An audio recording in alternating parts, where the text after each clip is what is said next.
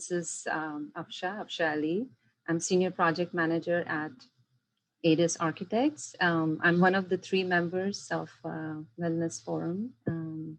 With this forum, we intend to promote health and well-being through the design of the built environment. As a reminder, and for those who were not able to attend our session number 1, we focused on well building standard, and we had a very casual and informative general discussion of how to implement in the projects. As we continue our discussion today, I'm happy to announce that the session has is being approved for 1 learning unit. Following on our learning objectives, and I'll just read it out for you. Identify key concepts in architecture design that can help professionals to deliver more thoughtful and intentional spaces that enhance human health and well-being.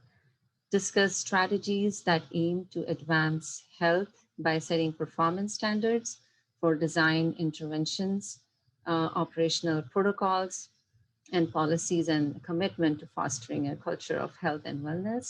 Equip individuals to problem solve, innovate, and challenge the status quo to build a healthier environment and increase awareness of a holistic, human-centric mindset in the practice of architecture and built environment.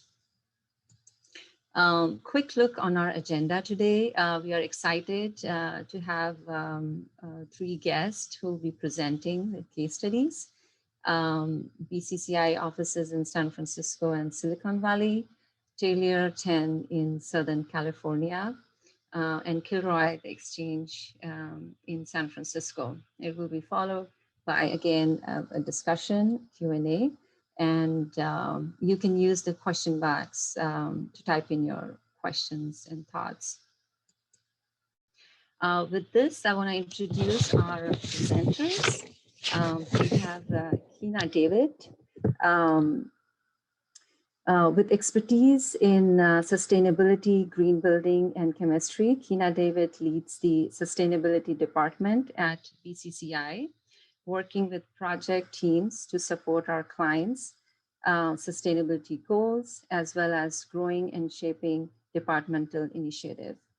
We have Lasan Karma. She is the environmental designer at Atelier 10 in San Francisco. With experience on over 50 projects, she most recently worked on LEED Platinum 2020 project at University of California, Merced, and LEED Platinum Gateway of Specific Phase 1. Beyond certification, she collaborates with design teams to provide a variety of simulations to optimize for visual and thermal comfort. And Sarah Neff is our 3rd guest. She is Senior Vice President, Sustainability at Kilroy Realty Corporation. She oversees all sustainability initiatives such as solar and battery deal making, the implementation of energy and water efficiency initiatives throughout the existing development portfolios, and the integration of sustainability standards into annual financial reports in Kilroy Innovation Lab. I'm very excited and happy to have our speakers. With this, I'll hand over Hina to share the case study on BCCI offices in San Francisco and Silicon Valley. Awesome, thank you. Let me just share my screen here. All right. So today we're going to talk about BCCI's Northern California offices and our pursuit in the well building standard. So the first case study, really talking about our San Francisco office. So this was built out in 2015. and it achieved LEED version 4 silver as well as WELL version 1 silver for new and existing interiors. So we have kind of a lot of open office here, moved from a more traditional general contractor space where we had a lot of private offices around the perimeter and interior cubicle spaces. So kind of a really big cultural shift when we went from that original office in San Francisco to this one. And the next one will be our Silicon Valley office in Mountain View. So this is also a tenant space, but we do take up the entire building and are the owners of the building. So a little bit different when we're talking about air quality and coordination with those mechanical systems, because we were the landlord instead of our San Francisco office having to coordinate with the landlord. So I'll take you through kind of each of the 10 concepts of WELL and how that applies in our offices. So the first concept of WELL is air. One of the things that we wanted to make sure is that we had a consistent MERV rating for both of our offices. So we went ahead and made sure that MERV 13 or higher filters were in place in both of our spaces. For our San Francisco office, we needed to go through the building management and make sure that this change would be applicable with the ventilation rates and the existing units that they had in Levi's Plaza. So after some coordination, we were able to achieve that. One of the things that I wanted to just point out here as well is that MERV 13 or higher is definitely what has been recommended for a COVID response in our spaces. And our San Francisco office did just achieve the health safety rating for WELL as we're going through our original recertification. So just kind of another benefit to pursuing the WELL building standard in these times of COVID. Our Silicon Valley office, we were able to replace all the mechanical units in order to get MERV 13 filters and have that assured level of air quality indoors. So the next category here is water. One of the things that we used to provide in our old offices was a candy drawer and sodas for 50 cents. So moving to the new offices, we wanted to obviously eliminate that in our WELL pursuit. So what we did is we made sure that we had on-demand filtered hot, cold, and sparkling water, and it has been a huge hit in both of our spaces. We also wanted to have drinking water promotion. So having filtered water in a certain distance from all of our occupants to really encourage them to stay hydrated throughout the space. That was kind of one of our big things in the WELL building pursuit. One of the things with water and the WELL building certification is it's predominantly on the performance side. So it's really about the testing. One thing that we wanted to make sure is that we just had a high level of filtration, even though San Francisco does have good inherent water quality. But we just wanted to make sure that there was nothing that would be in the building pipes that would allow us to have a poor water quality in our spaces. So the next concept here is nourishment. Both our San Francisco and Silicon Valley offices are equipped with some pretty nice open break areas for employees to get away from their desks and sit down and eat lunch together. One of the things that the WELL building standard notes about nourishment is that when you're actually eating at your desk, which a lot of people do, you're building more cortisol, which is the stress hormone. You tend to overeat, and that can lead to really negative health effects like diabetes. So having a place to step away, have an inviting area in order to eat lunch is a really big advantage that we love in both of our offices. So at any given time, there's enough space for at least 25% of our occupants to get away and sit down in the kitchen for their lunch. We have also realized that in the year of COVID that we've been in operations, this is much less used. So we're looking to kind of figure out a better solution moving forward for that. So the next concept of WELL is light. One of the major things for us is glare control. We do have in our San Francisco office floor to ceiling windows throughout the entire space. And all of our office or open office is located close to the windows for views and maximum natural light coming in. But we wanted to make sure that operable blinds were present throughout the office for our occupants to adjust their own comfort there. Our Silicon Valley office, we actually learned from the lighting specs that we had here in San Francisco, and we installed a higher color temperature in order to meet that well circadian light requirement. So we have 4,000 Kelvin lights down in our Silicon Valley office. And at first it was really shocking for our internal designers to do that, but it's been really well received overall in the operations of the space.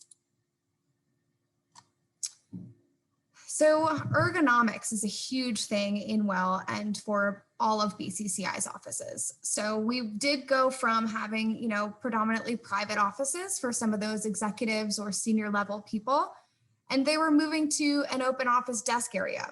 So one of the things we wanted to make sure is that we had sit-stand desks for everyone. Most of the people who came from a private office are really, really happy about their sit-stand desks. But another thing we did is we had like a chair survey. So we had 8 different chairs that we all sampled before we selected them, and you could pick which one you liked. So the one that won, we actually named them all after the 7 dwarves, and one was named Bob. The Bob chair won. So we have Bob chairs for everyone in both of our offices. They're very, very ergonomic and adjustable and really great for everybody. So thermal zoning is one of the concepts or one of the features within the thermal comfort concept of WELL. We are kind of piloting this right now, having a variant of different thermal zones and working with free address. So the intent here is that although you may have an open office design, you can still allow the flexibility for your occupants depending on their comfort level for warmth or cold. So one of those great things that we're piloting here in our San Francisco office. Sound is another really, really important thing when we move to those open office plans. So we did install some K13 insulation spray throughout all of the open decking in San Francisco. And in Silicon Valley, we installed some more rigid insulation and wooden beams in order to just get a little bit more of a sound barrier there. All of our open office areas are carpeted, so it does help with that as well.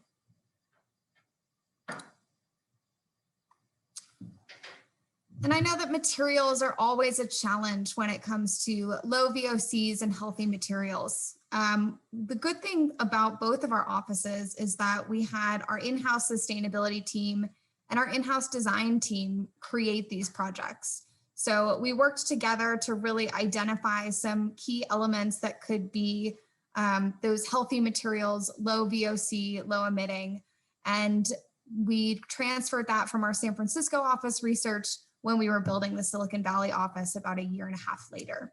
So one of the things that we love is that we have kind of a in-house library of some of these products and materials that work for not just our projects, but our clients. And of course, WELL is all about the mind. So beauty and design is really, really a nice piece that we got to collaborate with our in-house design team on. In San Francisco, we wanted to make sure that the best views to the park and Levi's Plaza was accessible to everybody. So we put the lounge breakout kitchen area to those views. We also have, some biophilic elements throughout the space as well, and just kind of connection to the outdoors with those floor to ceiling windows.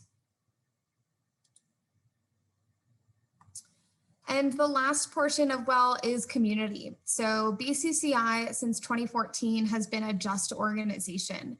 And we really pride ourselves on being transparent to our employees about what kind of measures we've taken as a company to really advance social justice in the workplace. We are currently going through our Just version 2 label. So you will see if you read closely that this one's outdated, but Another one's coming in progress. So one of the things with WELL certification is there's always a survey aspect to this.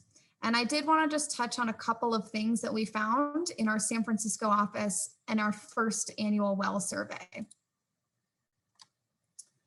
So one of the things that we did is we had an annual survey. It was about 2 weeks long, and we actually got about 60% of our employees to give survey feedback, which is a really, really rare amount to provide feedback, which was great. And there are questions about air quality, nourishment, cleanliness, workplace wellness, perceived health, all things. There's definitely some questions about stress and sleep that were always interesting, just based on the time that we got WELL certified and the influx of construction in the Bay Area. But just overall, people were generally more satisfied in this office than the last office. So a really great thing to note there. Again, with all of the environmental conditions and satisfaction, over 60% in general were satisfied across air quality, through sleep, mental health, water availability, etc.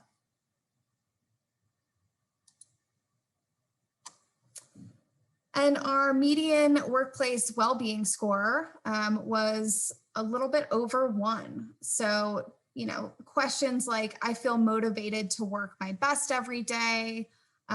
It's easy to collaborate with others. These are some findings that really make it a slam dunk for us when we put that initial investment in WELL and into our people. We also found that we scored higher than the US average for both physical and mental health.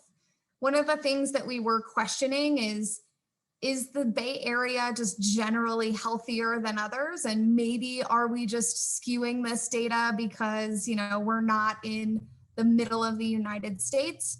Who knows? But it's really great to just know that in our San Francisco WELL certified office, the employees do feel healthier for both physical and mental health. And then just a couple of, quotes from our employees during these surveys. I think one of the best things is it really is about the people and the culture. It's one of the reasons why we decided to pursue WELL in our offices in the first place, because of our employees, our commitment to our culture, but also we do a lot of tenant improvements for our clients. And WELL was just a really, really great alignment with having that high level of quality and caliber to our clients' tenant improvements. We did provide healthy snacks. So I mentioned the candy drawer and the sodas before. We went to Sparkling Water, and we have a Wellness Wednesdays. So in pre-COVID times, we would have, a fruit basket and a veggie tray and have a little get together on Wednesdays. Currently, we've switched to, single serving juices. So we'll have vegetable and fruit juices provided on Wednesday mornings in both of our offices, really just to promote everybody continuing their own healthy paths. Another thing is just the layout. A lot of people freaked out about going to an open office. We're contractors. We like our private offices. We like our drawings. We like spaces to roll it out. So, having that availability to have those different types of spaces within our office was really, really key to ease that pain. And then finally, just the windows and the sunlight. I think this comment was probably from someone who was an internal cube before, and really just loving the fact that they can see outside no matter where they are in the office, and just having that connection to the outdoor world. So that is just a little bit about BCCI's journey, and I will pass it off to Lisanne.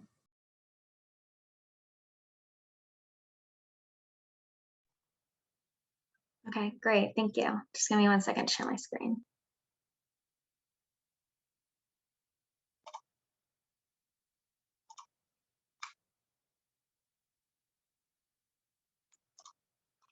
Hi, hello. I am Lasan. I'm an environmental designer at Atelier 10, and building off of Kenna's presentation, I'll be talking more generally about healthy buildings, specifically related to design and the design process, and also more specifically on materials and holistic approaches to materials. So for those who are not familiar with Atelier 10, we're a group of innovative environmental and lighting design consultants that offer pragmatic strategies for a range of topics, including but not limited to the following, one of which is healthy buildings.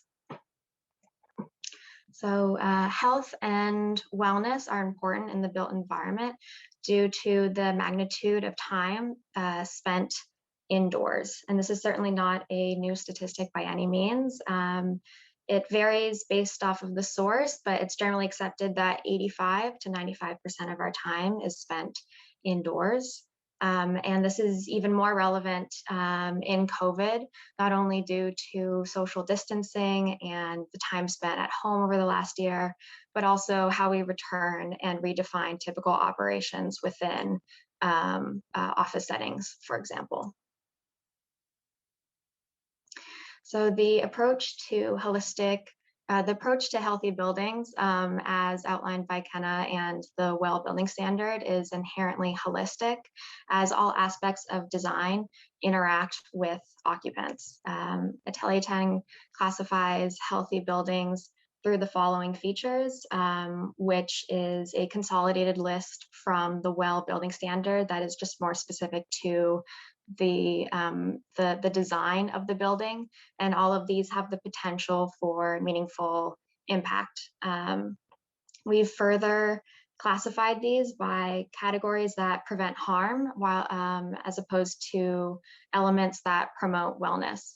So prevention of harm addresses sources of contaminants or hazardous materials or substances within the building, while as thermal environment and active design and other strategies inherently just offer opportunities for greater occupant well-being and occupant comfort.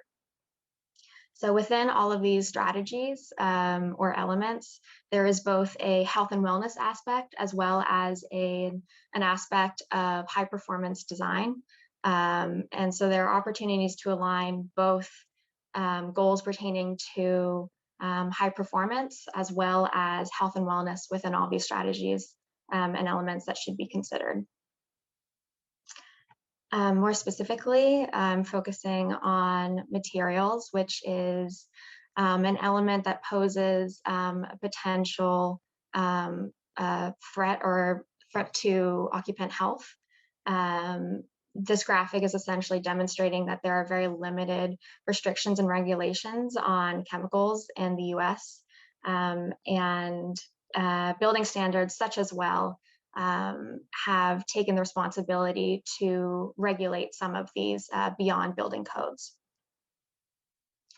So more specifically, this is the section of the WELL building standard version 2 scorecard for the material concept. And to simplify all of these features, WELL is building upon the material transparency and VOC emissions testing requirements introduced by WELL, or introduced by LEED, sorry. And it also draws upon the red list for further restrictions on new and existing building materials. It's also worth noting that the material concept is in particular within the architect's realm of influence for WELL certification, as the verification path for quite a few of these design, precondition, and optimizations entail either a letter of assurance from the architect or contractor or product specifications. So how does a building with high performance aspirations also implement healthy materials? This is a case study in Southern California that is a developer project. It's a high-rise residential tower. And as it is a high-rise, materials were of particular interest as the developer wanted to prioritize occupant health and well-being.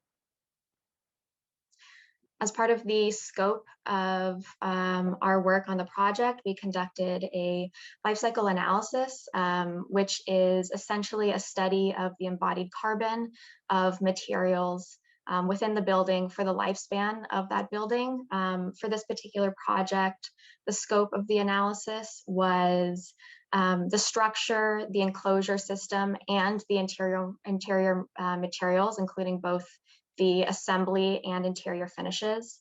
And this study informed the materials approach for this project, not only because it identified opportunities for greatest impact within the building, which in this case were wall surfaces and floors and ceilings, which is just due to the fact that it is a residential program, but also the fact that the embodied carbon of the materials for this project had a significant impact on emissions for the project as a whole, not only at the year 1 mark, in which it was 88%, but also at the year 60 mark, in which embodied carbon represented still nearly 25% of whole emissions for the project.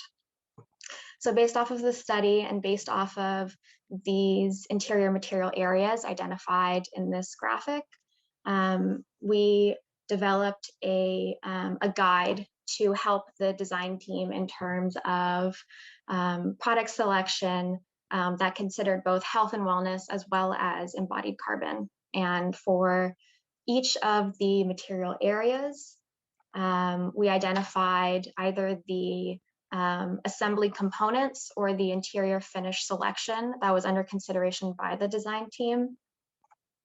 We identified qualitative aspects for each, both benefits and disadvantages, considering the embodied carbon as well as the health impacts for each.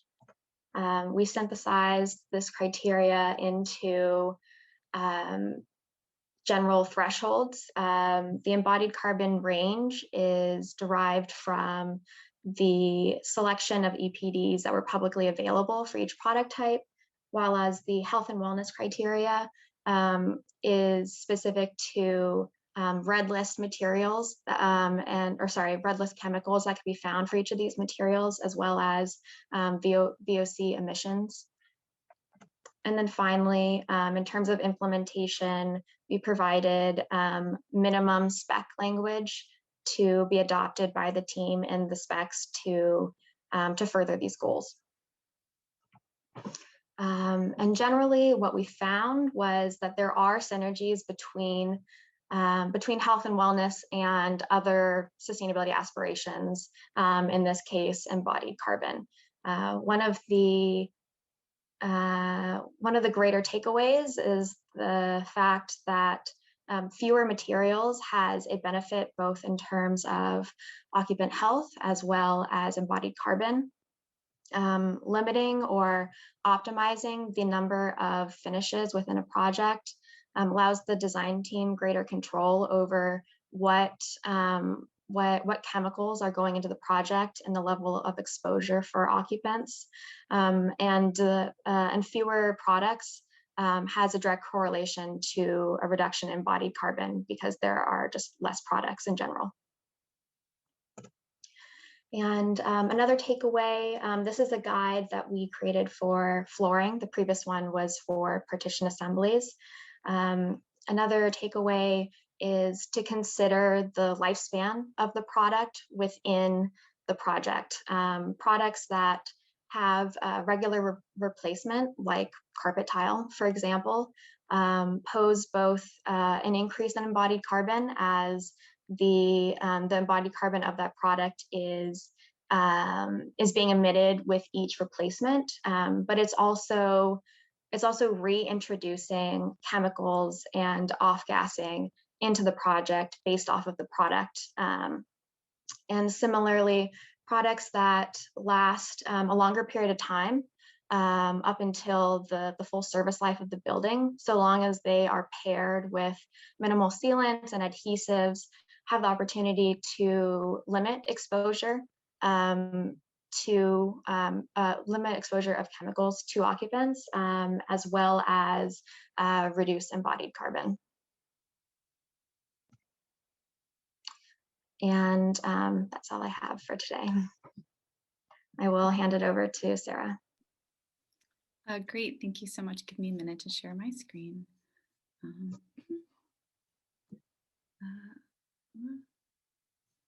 It didn't seem like it when I did that. Hold on. It worked earlier. What's happening? Sorry. Give me a second here. Okay, I think I know what I'm supposed to be doing. I will.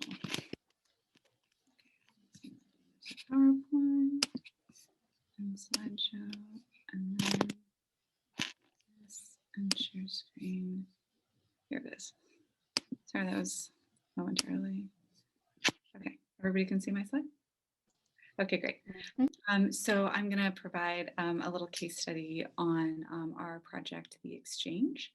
The Exchange is about 7, and this is going to be a little different perspective than you've heard in the last few case studies, because this one is core and shell. So not interiors. So what does wellness mean in a core and shell situation? And then how did we then influence the materials later? So I'm just going to check my watch to make sure I keep us on time. So The Exchange is a 750,000 square foot building in Mission Bay in San Francisco. It is actually the building in this picture. And I'll give you a better view of it in 1 second. All right, there we go. So this is The Exchange. Went too far. As you can see, it's a really large building. It was designed to be flexible for office and to life science when we designed it. I also want to say that in this case, the project timeframe was really long. You know, Kilroy is a developer. For those of you who don't know Kilroy, we're a real estate investment trust. We own and develop assets on the west coast of the US between San Diego and Seattle. This project went on long enough that I have a distinct memory of needing to deal with like pumping breastfeeding issues during the well charrette. And we just got the certification last year, and that baby is now going to be 7 in October. So long time frame for these. So this is The Exchange. And we started the wellness process in conceptual design. So I want to draw your attention to a couple of features right away that were really important to the design. You'll see a lot of green area, not always easy to do in San Francisco. Ken was mentioning that earlier. So we have programmed roof space. We have, and that will become important later. We also have, as you can see, lots of views to the outdoors. It's a highly glazed building. This was very difficult from an energy standpoint, but great from a wellness standpoint. The other thing you have is stairwells that are open and also let light in. So there's a lot that went on in the core and shell. It also has great access to public transit. It has great bike connectivity in general from its location. Was really good. The other thing I want to point out, if you can see in this picture, is right back in that corner, you see a freeway.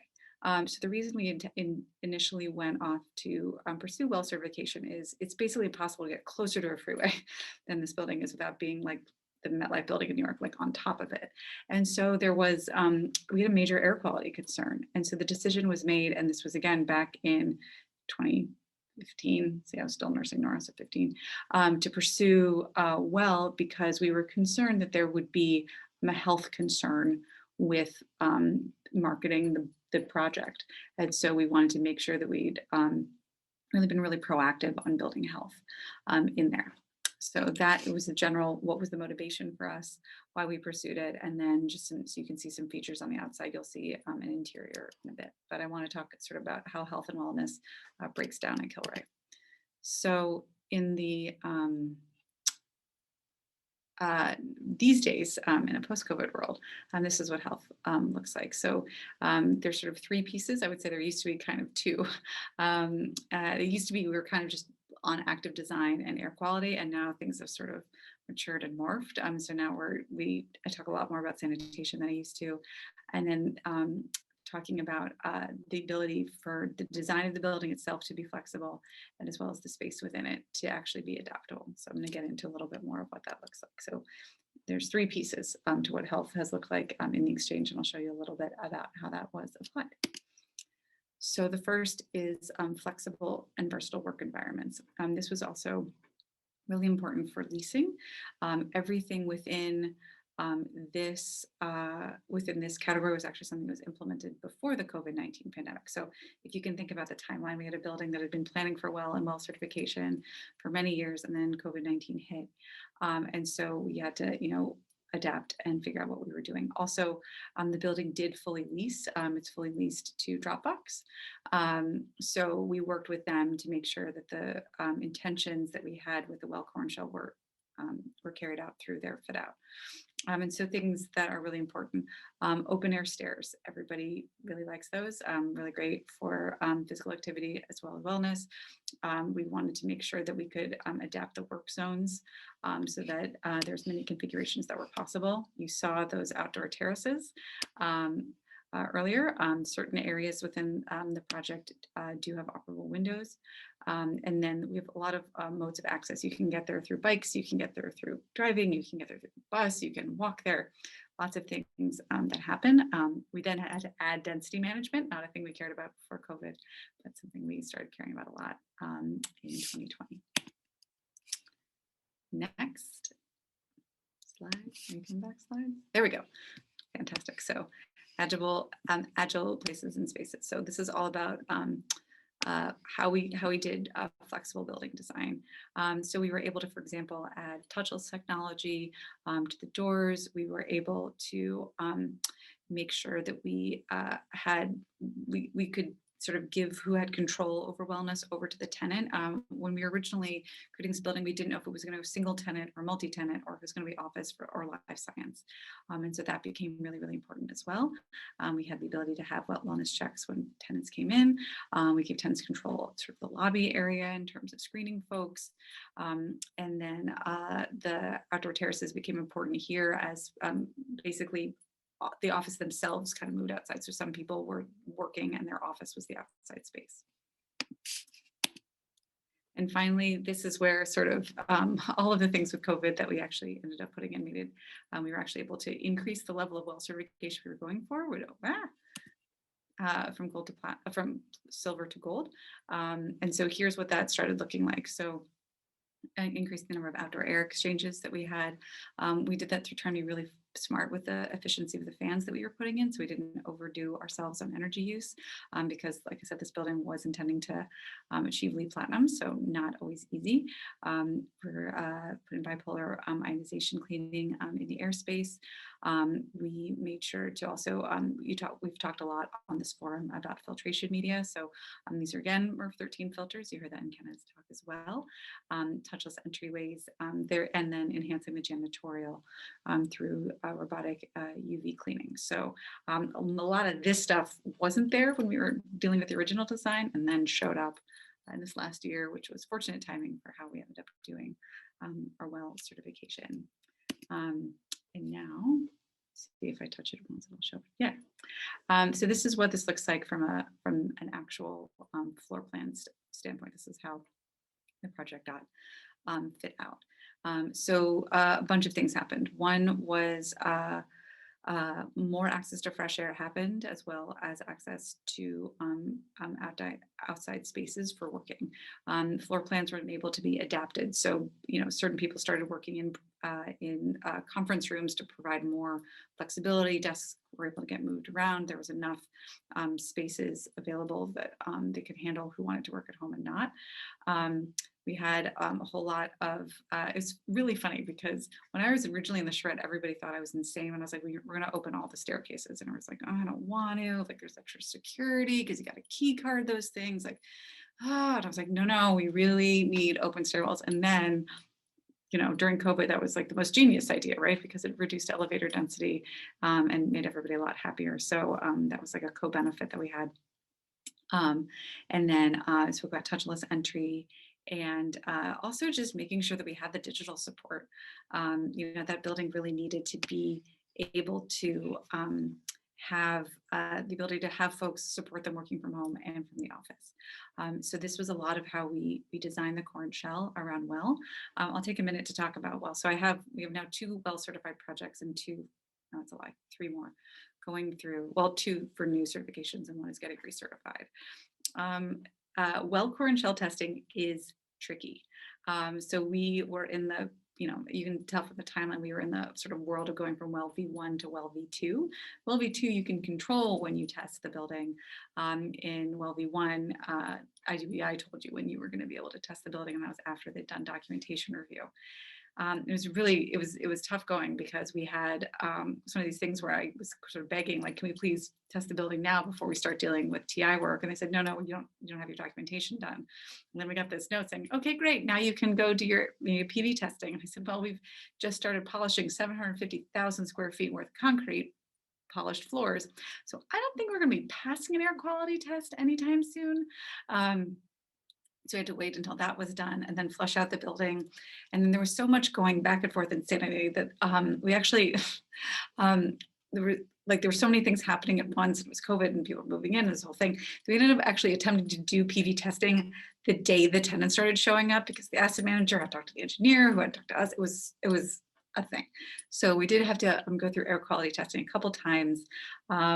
Water passed on the first try, acoustics on the first try, all the rest went really well. Air took us a couple of tries, not in all spaces, but in 2 of the 4 sort of areas for elevator banks. So air quality is something, for those of you who are going through this for the first time, does need a little bit of work. I think I would love it at some point to pass a well PV test on the first time. Hasn't happened yet. Fingers crossed. Maybe that'll happen to me soon. So let me just look at my time, and I need to. Whoop, what's that? So this is the result that we got in terms of certifications. We got our LEED Platinum certification at the end of 2018 for well, because of all that concrete polishing and all the rest and waiting for stuff to happen. We didn't get our well certification until 2020. I will also say that Kilroy is a big believer in green bonds. And so we actually attributed our first green bonds entire use of proceeds to this building. So there was a lot of extra work done on it to make sure that we actually had the carbon emissions per square foot that met the standard of the Climate Bonds Initiative. And I just want to say sort of the end to this story, which is that we sold this building. We don't often sell a building, but we do sell. And this building, 750,000 square feet, fully leased, but in San Francisco, in a time where I think folks have been concerned about the future of office in San Francisco and what that's going to look like going forward. This building sold for $1.1 billion just earlier this year. And we believe at Kilroy that the focus on health and wellness, as well as the focus on sustainability, was a key driving factor in just in raising the overall value at sale. So we think that the investments that we made, as you saw throughout the building, the interior and the exterior, as well as the investments we made, which we're not going to talk about so much in the sustainability side of the building, really paid off. So that's my health and wellness case study. I wanted to make sure we left as close as I could to 15 minutes for questions. So I will stop sharing my screen. Thank you. It was so great to hear and see all those lovely pictures. Let me go back to my presentation.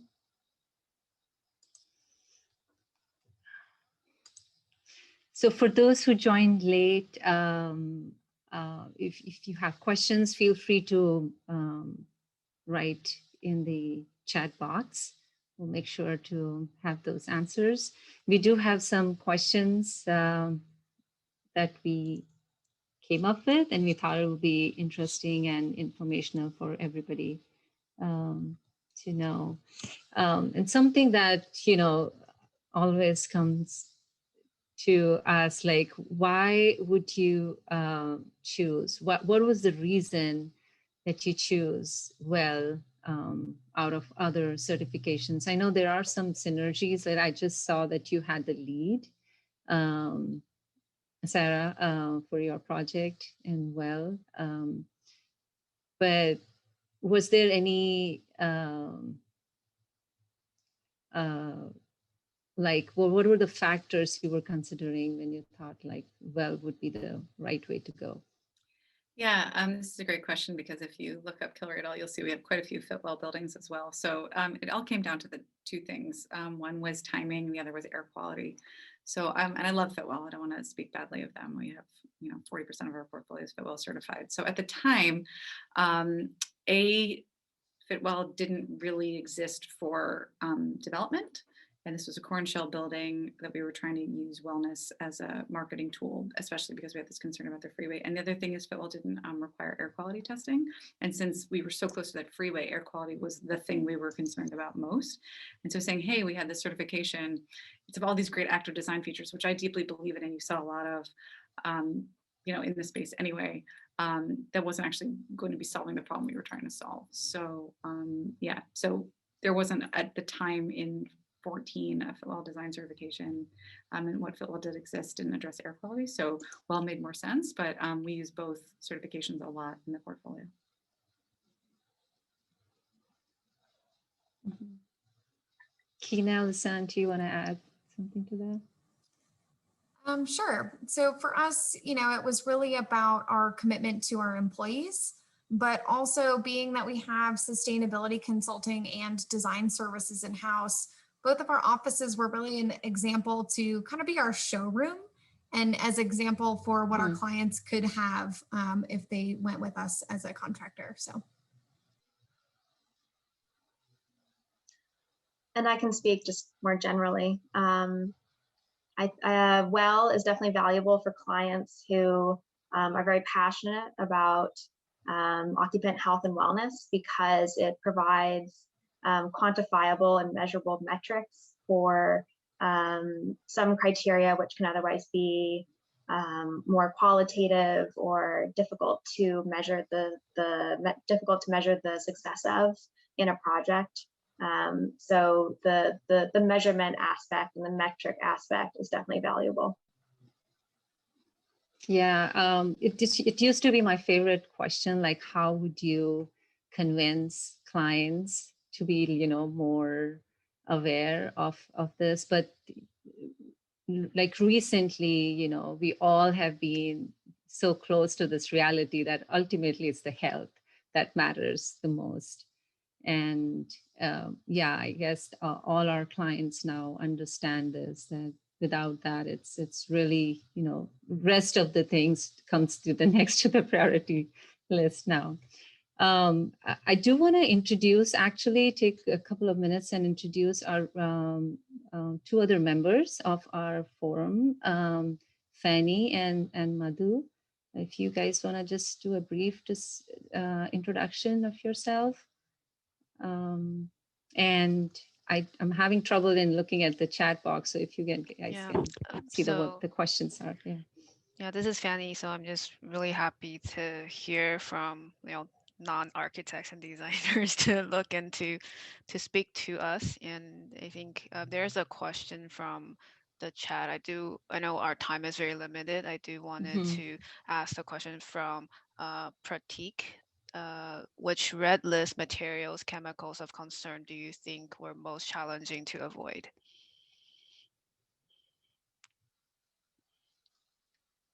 So I know that was addressed to me originally, but I'm going to hand that off to Lisanne because I think she would be able to answer it better. I think from the scope of the red list chemicals that the well building standard has chosen to tackle are somewhat straightforward. There is some alignment with the LEED healthcare rating system version. So it's nothing, it's something that's been introduced and within, green building standards for some time. I would say that maybe it's going beyond well and how you tackle so many other red list materials outside of the the well optimizations and features, that is probably more of the challenge. And how you do that just depends on how you prioritize certain materials or certain surfaces for the project.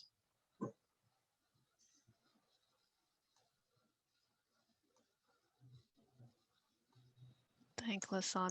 Afsha, so I think if you can go to like the later questions on how, the contractor and the client can, coordinate and help us with wellness design, that would be great.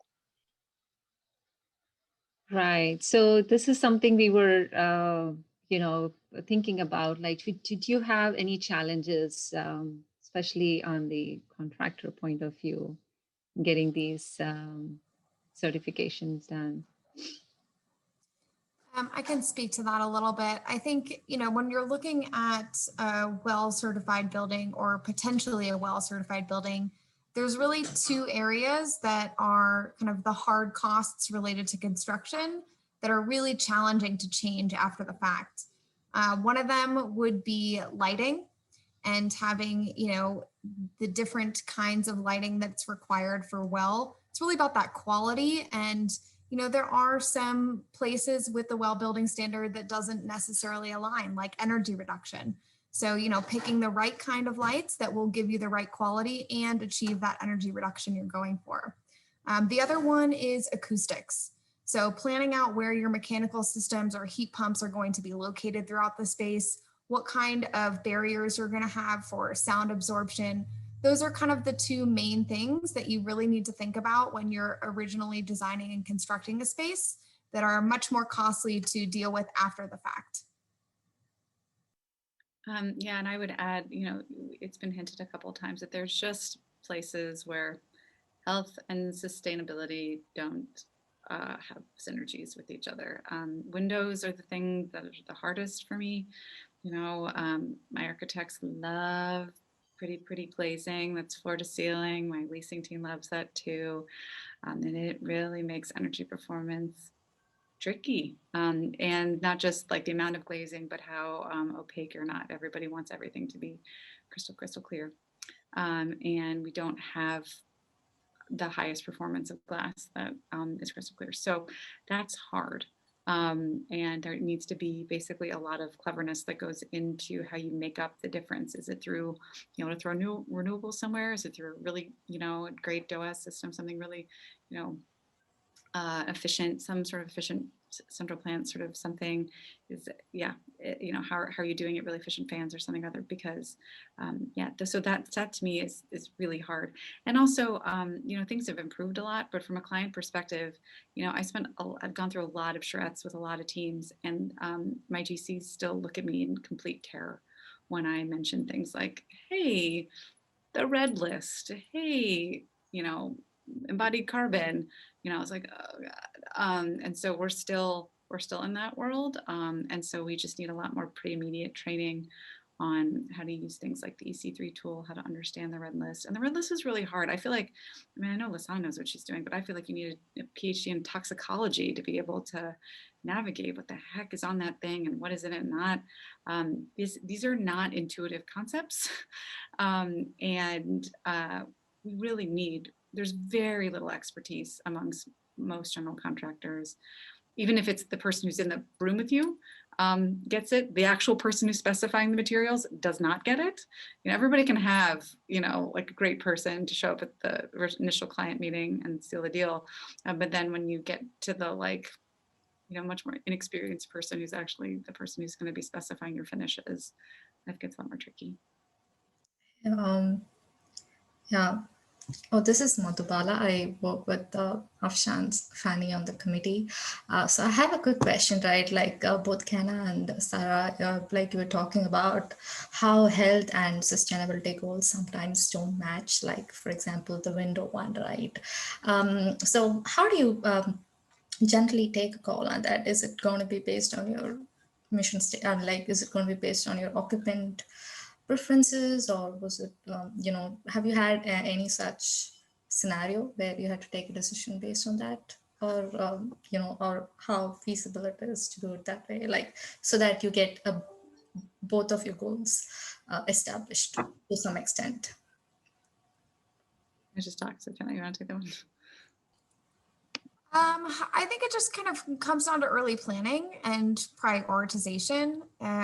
You know, our San Francisco office was both LEED and WELL certified. And I think, you know, for us, there was a lot of overlap with materials and air quality for those programs. But for the LEED program, I think just being in San Francisco, you get a lot from that location and transportation piece that was pretty easy for us. You know, other than that, there wasn't really a huge conflict of interest. Maybe the stars just aligned in that one scenario, but yeah. Thank you. Yeah, it's not all terrible. You just figure out, you know, trade-offs to trade-offs to trade-offs. Okay, so well really needs this, so we can't do that for sustainability. Sustain really needs this, so you know, can't do that for wellness, you know, and you just figure it out until you've optimized everything. So this building is, you know, well gold and LEED platinum, and proud of that. So it is possible, but it is not. It is a matter of being smart about your choices. Yeah, I'm also hoping this could probably lead a lot of innovative products, right? Like, for example, the glass that we talked about. I mean, yeah, those are a few things, you know, that could come up in the future. Yeah. So Yeah, there it's are- definitely a really, you know, the topic of the time. And as we get into more into it, there will be a lot of studies will be shared and all. In the interest of time, actually, we have to stop at this point. We are happy to take any questions you guys have. You can email us and we'll make sure to coordinate, get the answers back to you guys. And want to thank you all to join us for this session. And thank you for the speakers also. Learned a lot. Very excited to see your projects. We'll be soon sharing information about our third session, all the details about it. Again, thank you very much. Appreciate your time. Take care. Stay well. Thank you. Thank you. Bye.